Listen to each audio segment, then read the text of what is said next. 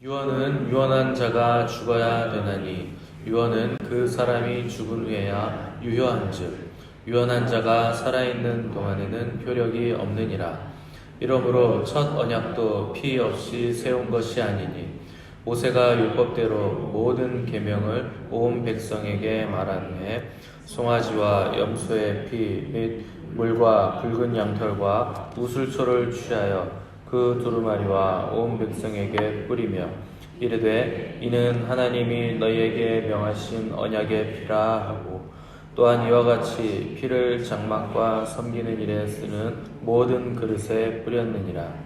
율법을 따라 거의 모든 물건이 피로써 정결하게 되나니 피 흘림이 없은즉 사함이 없느니라. 아멘. 오늘은 용서의 보혈, 용서의 보혈이라는 제목으로 우리 하나님 말씀 함께 나누도록 하겠습니다. 이 히브리서 9장에서 계속 등장하는 단어가 피인데 예수님께서 자기 피를 쏟으신 이유는 우리가 하나님께 가까이 나아갈 수 있는 길을 열어주시기 위해서 그렇게 하셨다고 말씀을 드렸습니다. 이 구약의 하나님은 우리가 하나님께로 가까이 나올 수 있도록 두 가지 길을 여셨는데 첫 번째가 율법이고 두 번째가 성막이라 이렇게 말씀을 드렸는데 이 두 가지 모두가 장래일의 그림자로 불완전했다. 왜 불완전한가? 율법은 인간이 완벽하게 지킬 수가 없는 한계를 가지고 있었고 또 성막에서 제사 드리는 염소의 송아지의 피는 반복해서 드려야만 했기 때문에 한계를 가지고 있었습니다. 그래서 하나님은 때가 되매 새롭고 완전한 길을 열어주셨는데 그것이 바로 예수 그리스도의 속죄의 피로 하나님께 나아가는 이 새로운 살 길을 우리에게 열어주신 겁니다. 오늘 16절, 17절 보시면 갑자기 유언이라는 단어가 등장하는데 16절, 17절 보시면 유언은 유언한 자가 죽어야 되나니 유언은 그 사람이 죽은 이에야 유효한즉 유언한 자가 살아있는 동안에는 효력이 없느니라. 유언은 그 사람이 죽은 후에야 유효하다. 이런 말들이 왜 등장하는가? 이게 아버지가 유언장을 써놨다 하더라도 그 아버지가 돌아가시지 않으면 유언은 휴지 조각에 불과한데 유언장이 효력을 발생하려면 반드시 유언자가 죽어야 된다 하는 뜻입니다.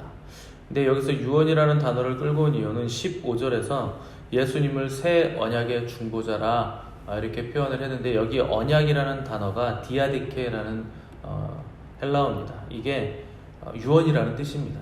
그러니까 언약, 유언 이게 같은 단어로 쓰였기 때문에 요 새 언약이라는 것을 유언이라는 뜻으로 해석을 새롭게 해낸 겁니다. 그래서 예수님께서 이 새 언약의 중보자가 되시기 위해서는 반드시 죽어야만 한다 하는 것을 논리적으로 지금 풀고 있는 겁니다. 그러니까 사람이 죽어야 유언이 효력을 발휘하듯이 예수님이 십자가에서 죽으셨기 때문에 비로소 이 새 언약이 효력을 가지고 능력을 발휘하게 됐다 이렇게 설명을 하고 있는 것입니다. 이 능력이 어떤 능력인가? 이 피의 능력입니다. 그리고 예수님의 이 피의 능력은 실제로 효력이 있고 역사하는 능력입니다. 많은 크리스찬들이 성경을 아주 효력 없는 휴지 조각처럼 믿고 이 능력을 소유하지 못하면서 사는 경우가 너무나 많습니다. 여러분 성경의 모든 약속들, 예수 그리스도의 보혈의 능력은 실제입니다. 여러분들이 이것을 경험하지 못하고 내 것으로 체험하지 못한다면 음식점 가서 메뉴판만 보고 나오는 것과 똑같은 겁니다. 실제 음식은 맛도 보지 못한 겁니다. 하나님의 말씀은 살아있고 활력이 있으며 우리의 심령 골수를 쪼개는 실제 능력을 가지고 있는 권능이 있는 말씀입니다.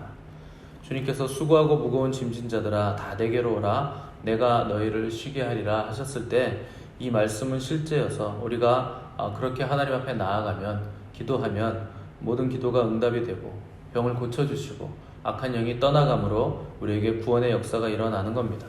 그래서 베드로는 보혈이 우리를 구속한다고 했고 또 바울은 골로새서에서 우리가 죄에서 보혈 때문에 해방됐다고 했고 또 사도 요한은 이 보혈 때문에 우리가 모든 죄에서 깨끗하게 된다 이렇게 말씀을 한 겁니다. 이 모든 말씀들은 다 실제입니다. 그냥 기록되어 있는 문자가 아닙니다. 우리 주님이 효력도 없는 공수표를 그냥 막 남발하신 것이 아니고 그분이 십자가에서 죽으심으로 주님이 쏟으신 피의 능력이 이제 실제 효력을 가지게 됐다 하는 겁니다. 오늘 22절 보시면 율법을 따라 거의 모든 물건이 피로써 정결하게 되나니 피 흘림이 없은즉 사함이 없다 이렇게 기록을 했는데 18절에서도 첫 언약도 피 없이 세운 것이 아니다. 그러니까 능력이 어디 있는가? 피에 있다 하는 겁니다.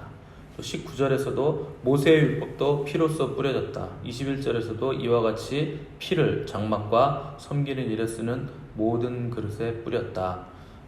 구약에서도 다 피가 효력이 있었는데 신약에 와서는 예수님이 실제 그분의 피를 쏟으셨으니 그 피는 얼마나 완전한 효력이 있겠느냐, 얼마나 실제적인 효력이 있겠느냐 이렇게 얘기하면서 결론적으로 그런즉 피 흘림이 없은즉 죄사함이 없느니라 이렇게 결론을 내린 겁니다. 이 말씀은 레위기 17장 11절 말씀을 끌고 온 건데 레위기 17장 11절에 보시면 육체의 생명은 피에 있음이라 내가 이 피를 너희에게 주어 제단에 뿌려 너희의 생명을 위하여 속죄하게 하였나니 생명이 피에 있으므로 피가 죄를 속하느니라 이렇게 레위기 말씀을 끌고 온 겁니다. 그래서 유대인들은 피에 생명이 있음을 알기 때문에 피를 먹지 않았습니다. 우리나라 사람들이야 몸에 좋다고 하면 벌컥벌컥 마시는데 사슴피도 마시고 여러분 잘 맛있게 드시는 순대 그것도 피죠. 또 빈혈이 난다고 하면 맛있게 말아 드시는 선짓국 이거 다 피입니다.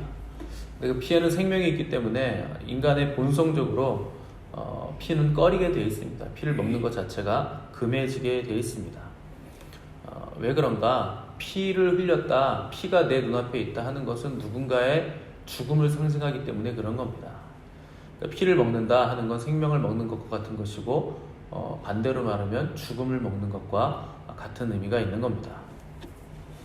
아담과 하와가 죄를 지었을 때 하나님이 아담과 하와에게 가죽옷을 지어 입히셨는데 이 가죽옷이라는 것 자체가 어떤 것의 죽음을 의미하는 겁니다. 그러니까 죄를 가릴 때 필요한 것이 뭔가? 누군가가 피를 쏟아서 죽었다 하는 것을 이미 창세기 3장부터 하나님은 계시적으로 드러내 보였습니다. 아담과 하와 스스로가 죄를 가리려고 했던 무화과 나무는 이 죄를 가릴 수 없는 겁니다. 거기에 피 흘림이 없기 때문에 그렇습니다. 그래서 스스로 가리는 모든 것들을 종교라고 부르는 겁니다. 그리고 하나님이 만드신 가죽옷, 피를 흘리는 이 가죽옷, 참된 구원을 주는 이 가죽옷이 바로 진리를 말하는 겁니다. 그러니까 창세기 3장에서부터 용서의 중심에는 항상 피 흘림이 있어야 된다 하는 것을 하나님께서 말씀하신 것이고 이 피 흘림의 실체는 먼 훗날 십자가에서 피 흘리실 예수님을 우리에게 가르쳐주고 있는 겁니다. 그래서 이 용서라는 단어에는 세 가지의 의미가 들어 있습니다. 첫째는 덮는다, 죄를 덮는 겁니다. 두 번째, 죄를 치운다라는 뜻이 있고 셋째는 멀리 보낸다라는 뜻이 있습니다. 그래서 우리 주님의 보혈이 이 죄를 덮는 그 가죽옷의 역할을 하는 것이고 또 동이서에서 먼 것 같이 죄를 치워서 멀리 보내버리는 능력을 가진 겁니다. 그래서 미가서에 보시면 우리 죄를 발로 밟고 깊은 바닷속에 던지신다 하는 표현이 나오고 또 예레미야 50장에서는 우리 죄를 우리가 찾을지라도 발견하지 못하도록 하나님이 치워버리신다 이런 표현들이 등장했습니다.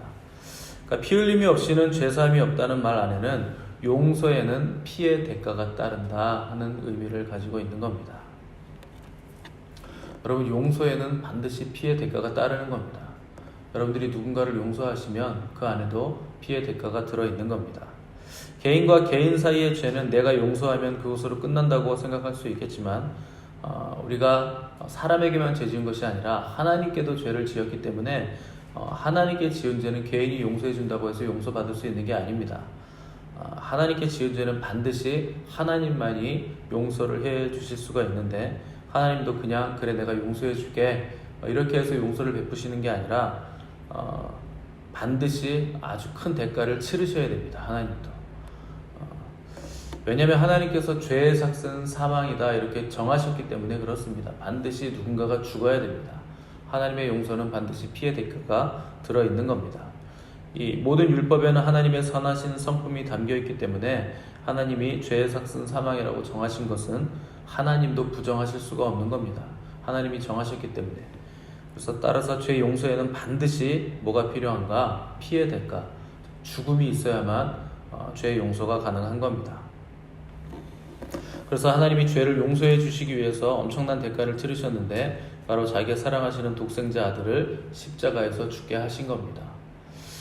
또 보통의 죽음이 아니라 가장 처참한 극형에 처하도록 독생자 아들을 내어주신 겁니다. 가시 면류관을 쓰시고 창에 찔리고 또 채찍으로 살점이 떨어지도록 매를 맞고 수치를 당하게 하시면서 또 창세로부터 한 번도 끊어지지 않았던 하나님과 주님과의 교제마저도 완전히 끊어지게 하심으로써 이 과거에 있었던 모든 인류와 앞으로 올 모든 인류의 죄까지도 십자가에서 밀도 있게 쏟아부어 우리 주님이 다 감당하도록 하심으로 우리에게 용서를 베푸신 겁니다.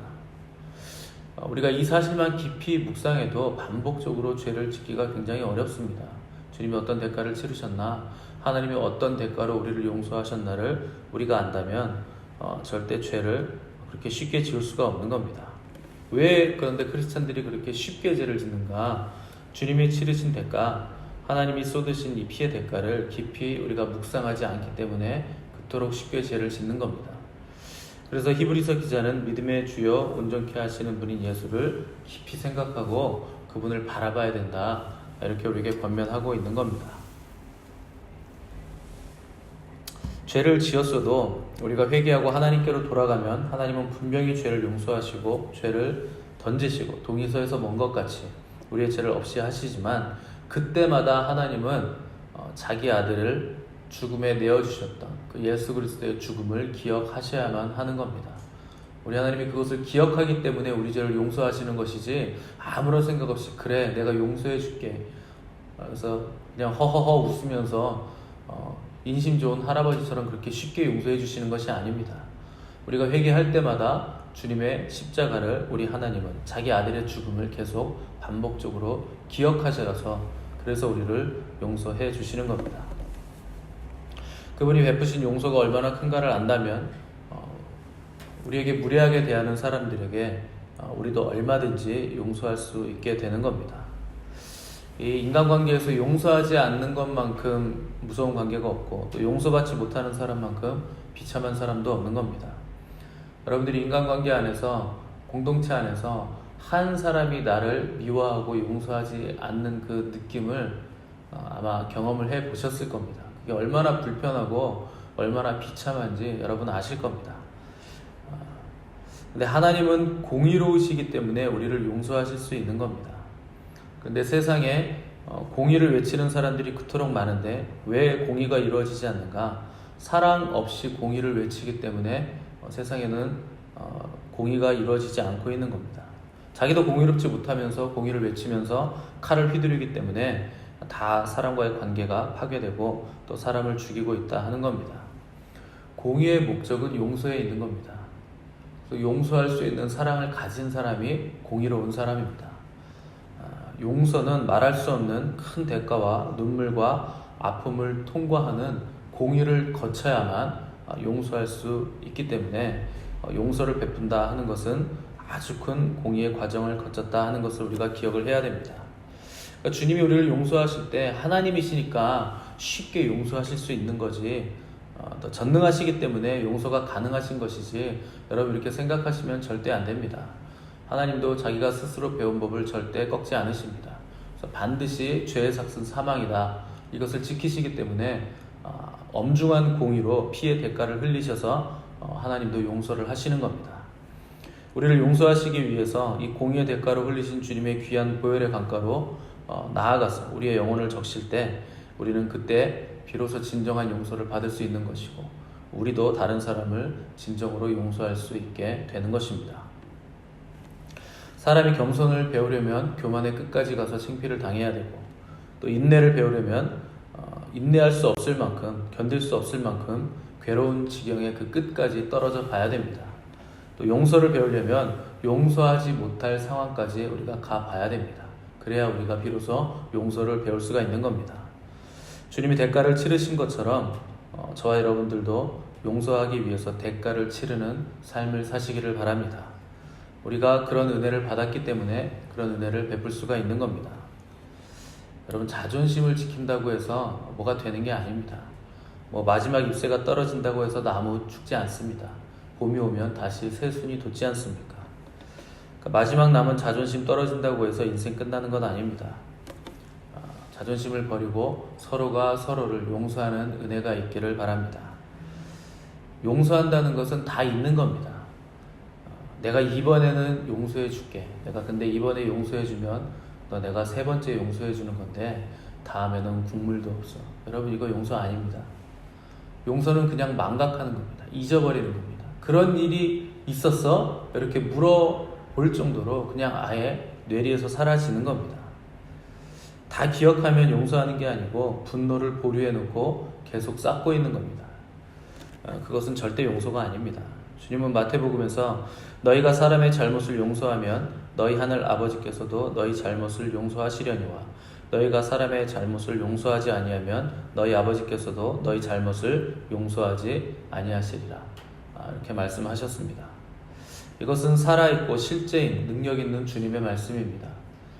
용서하면 우리는 천국을 끌어당겨서 결국 하나님과 함께 있게 될 것이지만 우리가 용서하지 못하고 분을 쌓아놓고 살면 결국 지옥으로 끌려가는 삶을 살게 될 것입니다.